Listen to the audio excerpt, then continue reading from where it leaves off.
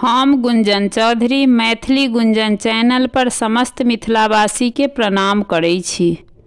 हम आई एकटा भगवती के गीत लऽ कऽ अहाँ सबके समक्ष उपस्थित छी।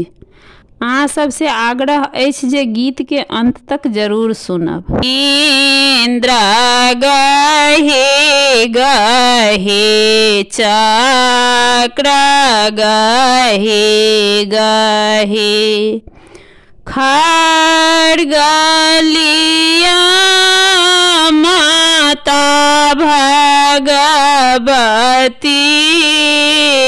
इंद्र गहे गहे चक्र गहे गहे खड्ग लिया माता भगवती।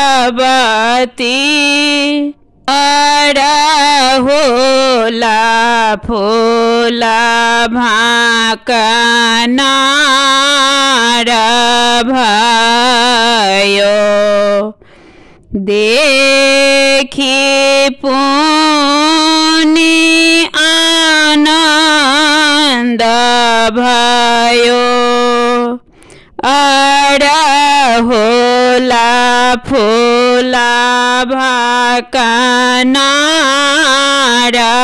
भयो देखी पुनि आनंद भयो। सोना के आसन रत्न सिंहासन आबि बैसाओ माता भगवती। सोना के आसन रत्न सिंहासन आबि बैसाओ माता भगवती।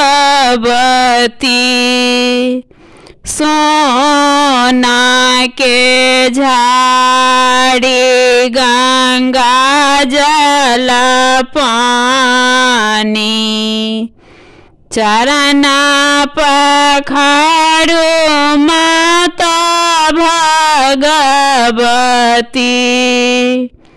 सोना के झाड़ी गंगा जल पानी चरण पखारो माता भगवती।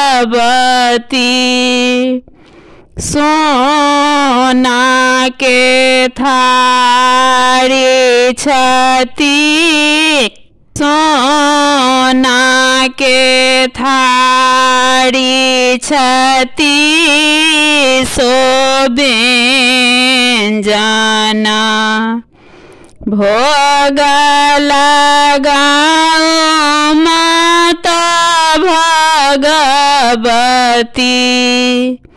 सोना के थारी छती सोबेंजना भोग लगाओ माता भगवती। सोना के थारी कर्पूर कबाती आरती देखाओ माता भगवती। सोना के थारी कर्पूर कबाती आरती देखाओ माता भगवती। अरहुला फूला भाकनार भयो।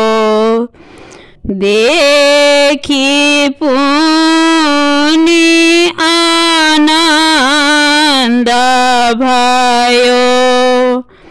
अड़हुला फूला भाकनार भयो। देखी पुनि